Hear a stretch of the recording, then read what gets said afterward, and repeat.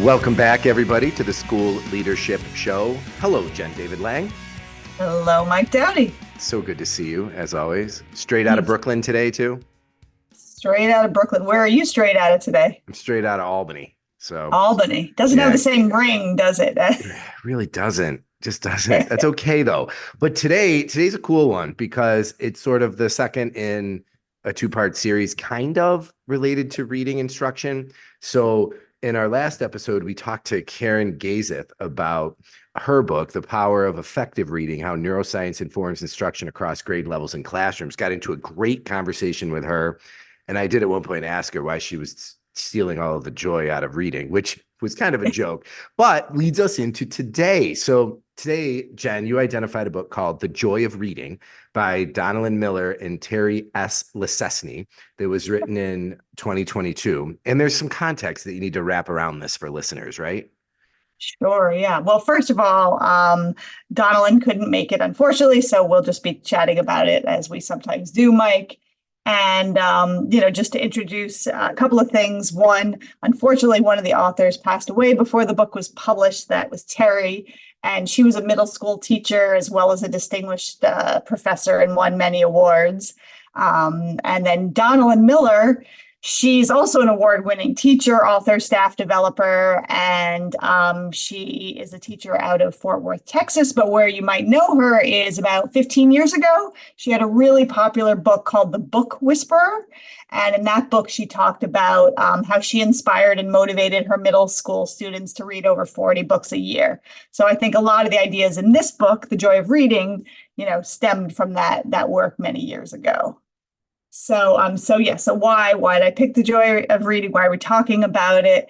I think with the pendulum swinging toward the science of reading and with a lot of history of a big focus on standardized testing, we are hearing straight out of students' mouths that they are just not enjoying reading. And on top of it, they're having less experience reading because they are reading much shorter chunks online. They are, snapping and on Instagram, and it's just much shorter. So they're finding that they are bored and uninterested when it comes to reading. And why does this matter? Well, it actually undermines reading achievement. So we can't just focus on, the science of reading because we want kids to enjoy reading. So they'll read more. And research shows the more kids read, the better they read.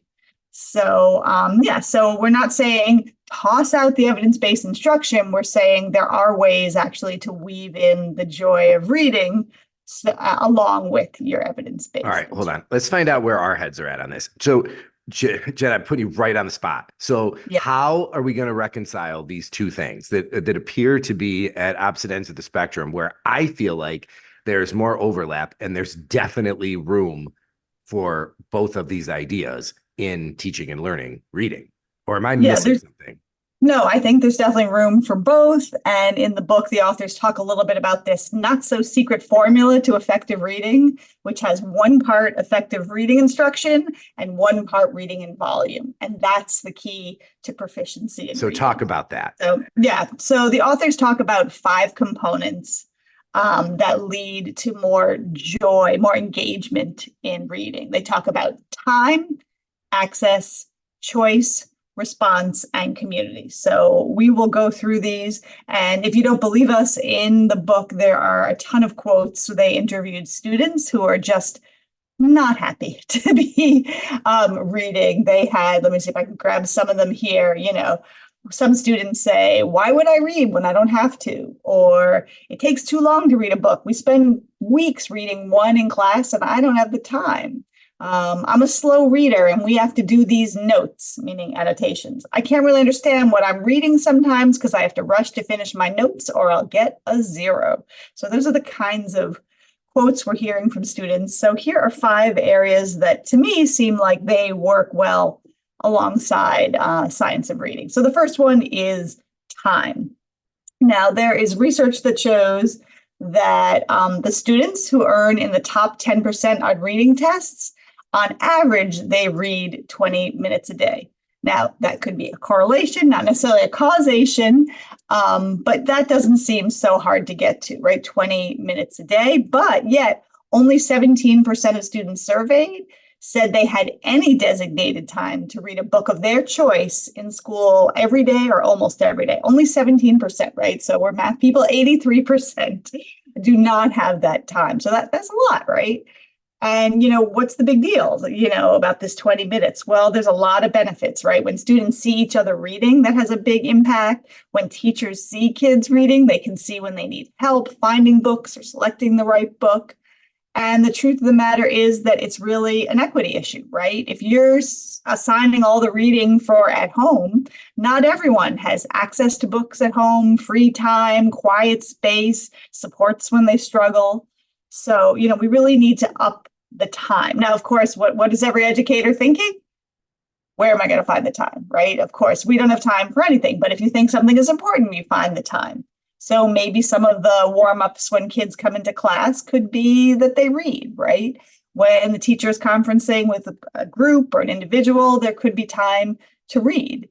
As a leader, you could really create a school culture that really values reading, and you get all kids to carry books with them. So when they have those few minutes, when you're waiting for kids to come out of the gym or you're waiting for, the auditorium speaker to come, that they get in the habit of whipping out a book. And you could even suggest to parents that they do that too, right? Have some books in the car when you're, waiting for something to start, waiting for mom to pick you up, dad to pick you up, just to have to increase that reading time wherever you can. So the first component, which is so crucial, is time. It's so wild too when you think about it. Think back to when we were in elementary school. Remember parents as reading partners, and that's what it Mm-hmm. was. You had to write on a little sheet every day when you read with your parents for 20 minutes, whatever. I mean, we've known this forever. Yeah, yeah. Well, Okay. and Donald has something to say about that. I'll get to that. But yeah, just the time to read, that well, all of us have less time to read. So how can we do it in school so it's more equitable for everyone? So the second part of getting kids more engaged and feeling more joyful about their reading is access. So even if you had time to read, if you don't have access to books, particularly books that you find engaging, it's not going to help, right? And it's kind of like what you're saying, Mike. Children are growing up in what we would call a book deserts right now, right? You don't see the books in people's homes. A lot of people read e-readers, use e-readers. We're just not seeing a lot of books around. We're not seeing as many books in classroom libraries. And a 20-year longitudinal study from 27 countries and over 70,000 case studies found that access to 500 books during childhood provides about the same academic advantage of being raised by college-educated caregivers. So having access to 500 books during childhood. So it's a lot, but it's the idea that just even having books gives you an advantage. Right. Right. Well, So, yeah, because if we have books in our house, then we are readers. yeah, That's what we do, right? And right. it becomes part of your identity. Yes. And they mean that's not just in the house, but also in schools. So, one great place to look is libraries, both your school library and the public library. And you might think, well, I don't have any control over that. That's budget. Well, sure you do. You can try to put more money into the school budget. You can change the rules so there aren't such punitive consequences if kids come in with a late library book or they lose one. You could even get rid of late fees altogether. That's been shown to increase students taking out books from the library. And then really classroom collections, even as we're moving towards science of reading, really there's so many benefits research shows for having really robust classroom libraries, right? They encourage vocabulary, recreational reading, authentic reading. There's so many reasons to have a great classroom library. And experts say you should have about 10 books per child or at least 100 books in your classroom library. Now you might be thinking, I don't have the money for that.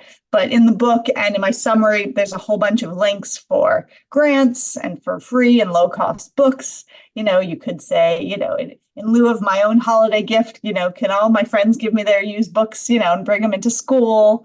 But there's a lot of clever ways to try to just literally get books into kids' hands. And, we're recording this in June, and you know what happens in the summer. That's the worst time because some kids completely lose access to books when the summer comes, right? And, the authors quote a piece of research that says reading at home is the only activity that studies consistently link to academic gains over the summer. So reading at home. So how can we help our kids read at home? Have book fairs before the end of the year, let kids take out library books all summer, get a bunch of donated books. Tap into local bookmobiles, sign your kids up for library cards, even if they don't have transportation, they could take out ebooks. So just do whatever you can to give kids access. That's the second part. So there's time and there's access. That's the second part of the equation. After that, go ahead. Then we You want move to on say to something, Mike? Yeah. choice, right? Yeah, choice. Yes, right.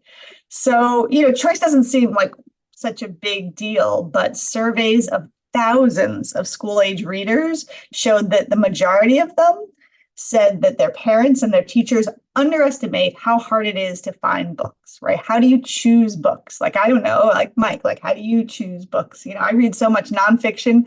I rely on my book club to choose Yeah. good fiction books, Same. I get a lot of my books from listening to podcast interviews with authors, and then I go get the book, Yeah. or it's a recommendation from somebody. Rarely am I just coming in cold on a book. But we had to learn those skills, right? We weren't Right? born knowing to listen to Yeah. podcasts and get book recommendations. So, but when kids read books of their own choice, that's one of the most powerful motivators for them, right? Think about it, right? Motivation is so grounded in choice for so many activities in school and outside of school. So, so what do we do? It means that we really need to try to find ways to give kids more choice. We don't realize it, but a lot of kids feel like it's the adults in schools and at home that are steering them toward these books, right? Whether it's like the book bins or these are the books on your level. And, reading levels are far from scientific. So why can't kids read books above their level and you provide them with some strategies? Or why can't they choose an easy book? Don't we all have like summer reading books? Or don't we pick up a magazine when you're in a doctor's office and, or whatever? We want light books sometimes too. Or if someone in our family is sick, we might read some scientific journals that are above our reading level, but we're motivated because we have a personal connection.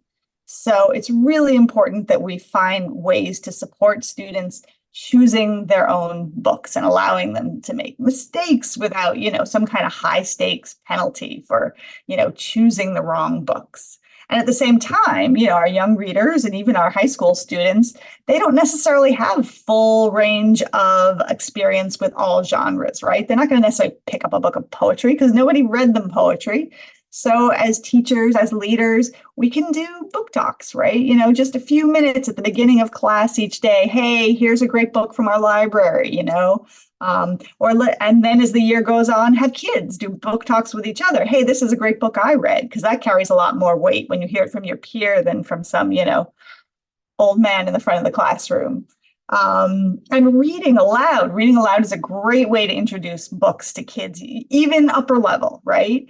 I mean, I know a lot of people poo-poo, right? Reading aloud should be for elementary, right? You're going to say something about that, Mike? No, I read aloud to Right. my fifth graders all the time.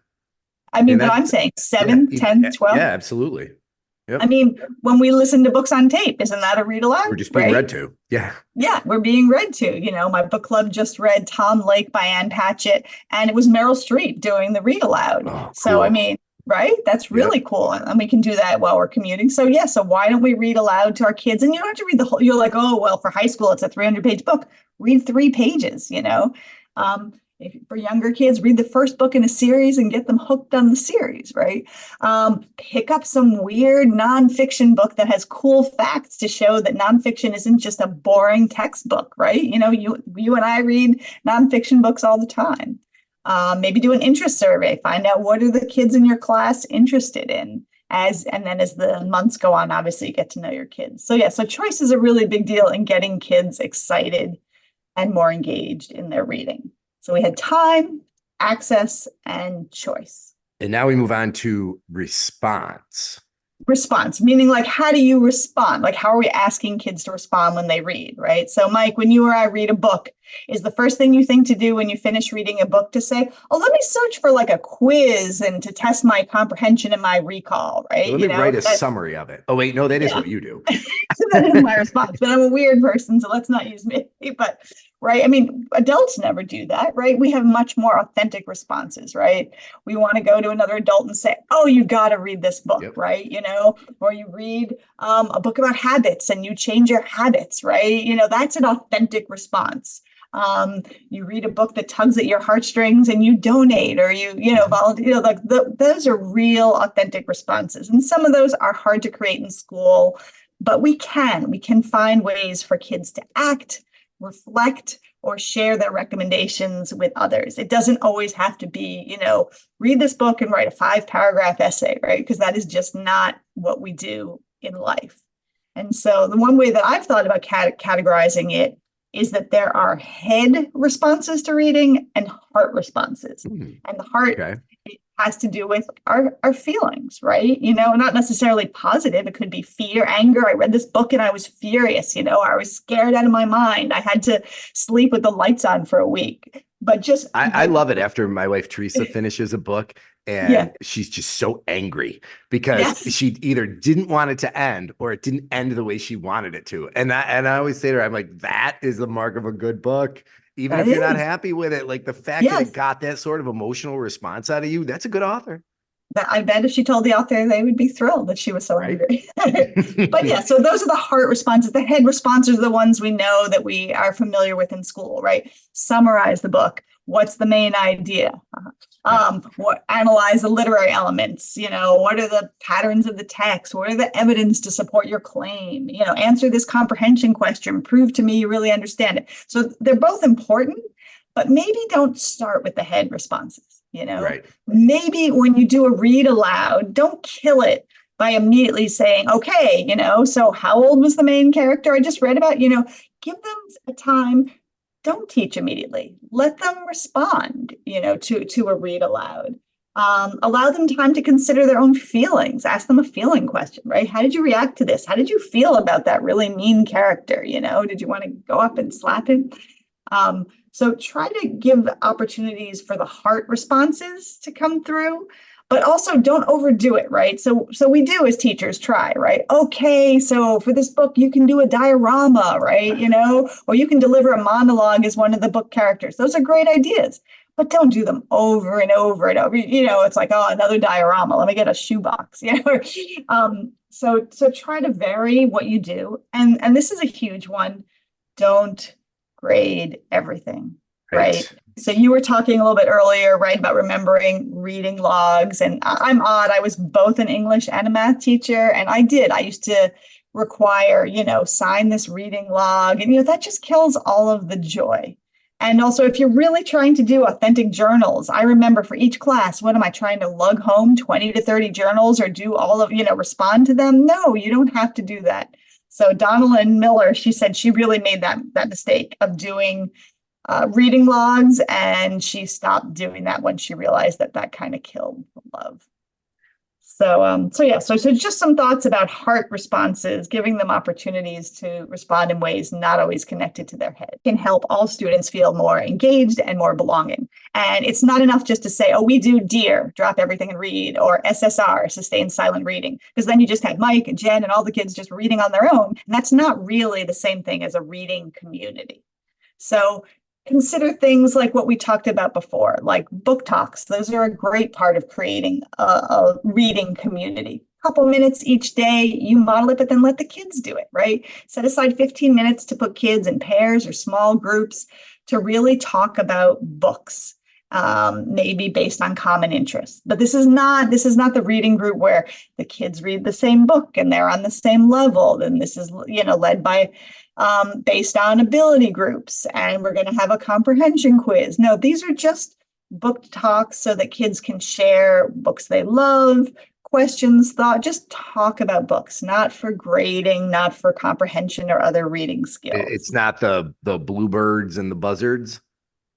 No, right, the trying to disguise the different levels. No, not at all. But no, the idea with reading communities is really to center the interests, the backgrounds, and the students, the communities of students in the class. And these communities are even more important often for BIPOC students who are traditionally underserved when we have these reading groups. So, try to find books that will be of interest enough that kids are willing to talk and share.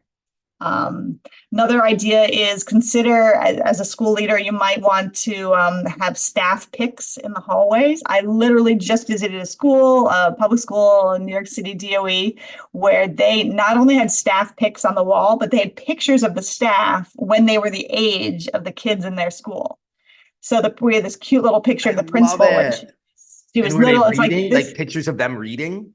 Well, no, Yeah. they who happens to have that picture right back then. There were no Right. iPhones, but a picture of the principal, and then next to it was a picture of the book, one of the books she loved, right? So these are our books, so that creates the feeling of like we value reading and we love reading, right? What if you do morning announcements? How about invite a teacher or you as the principal, just share your own book talk, few minutes, right?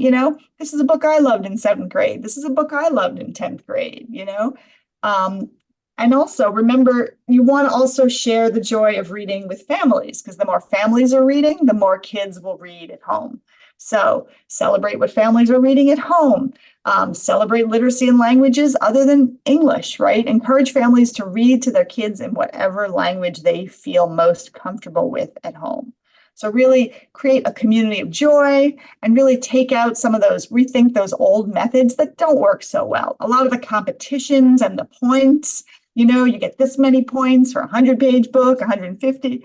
We don't need the competitions. We can use the celebrations, and we can also take out some of the nitty gritty, like reading logs and tracking and all of that, to have more of a community of love for reading. I mean, So those are just, I yeah, just think of the amount of time I spent as a teacher just managing all of that stuff, like the reading logs and the book of the month project and all that. Oh my goodness. And yeah, it yeah. was No, really, and I think that, we've done other podcasts about some of the negative impacts of grading, and teachers spend a lot of time, they're exhausted by it, and it doesn't support learning. So let's find other ways to get kids reading that's not about grading. see, and I'm wondering, like, it's really interesting to me as we talk through this and think about it, because this absolutely matches the way I was taught to teach reading as an undergrad at SUNY Geneseo in 1994, right? So none of this is new. The access, the time, the choice, the response, building the community, all that stuff. So, but that's not enough, right? Right, right, I mean, right. and So I I think think, that's the point. right, right. I think it's a reminder, as I said earlier about the pendulum swinging, right? As we're moving towards science of reading, let's remember, and I think that's why they put this book out, recently, just in 22, because remember the joy, right? No kids are going to get fully engaged in a task to which there's no joy. And, there's an argument, sure, yes, there's joy when you master phonics and you can actually read words. There's a sense of accomplishment, but this is also going so much beyond that as well. So I wanted to end, if that's okay with you, Mike, with three We got some quotations from the book. quotes. Yeah, Yeah. the book has all these lovely quotations from authors. So the first one is from author Rita Mae Brown. She said, "When I got my library card, that's when my life began." I love that. I love it. I You love it. know? And I really think, why don't schools all require? Every kid has to get a library card to graduate from elementary, middle, high, right? That's a requirement. I love it. This one is from the author Beverly Cleary. You probably remember her. Yes. Children should learn that reading is pleasure, not just something that teachers make you do in school. Love it. And that's the problem, right? If we make it so joyless, then kids literally, once they get out of school, are not going to continue reading. And we know how important in life, particularly now, where kids are going to have jobs that we haven't even heard of yet, they're going to have to continue to read and learn to keep up. So, and the final one from Barack Obama, who, yes, was president, but he was also an author. I remember reading his book before he was president. So he says, at the dawn of the 21st century, where knowledge is literally power, where it unlocks the gates of opportunity and success. We all have responsibilities as parents, as librarians, as educators, as politicians, and as citizens to instill in our children a love of reading so that we can give them a chance to fulfill their dreams. Gotta love him. He never misses. Well, Jen, this is great. So the book is The Joy of Reading by Donalyn Miller and Terry Lessesney, and came out in 2022. Yeah, great. I'm glad we did sort of both and kind of next to each other Yeah. because I don't know. It's funny after the interview about science of reading, I was like, oh, science of reading. And then after we talked about this, I'm like, okay, well, there is that part of it too. So you're a pushover, is what you're saying. Well, yes, I am. How about that? Latest fad, latest fad. No, no, I Latest think fad, or, I have, I can hold two disparate ideas in my head simultaneously. that's it. Let's go with the sophisticated response. Always. All right. Well, Jen, thank you again for your time. This is another great one. And thanks for listening, everybody. Yeah, until next time. Thanks for listening to this episode of the School Leadership Show, a podcast for aspiring and practicing school leaders.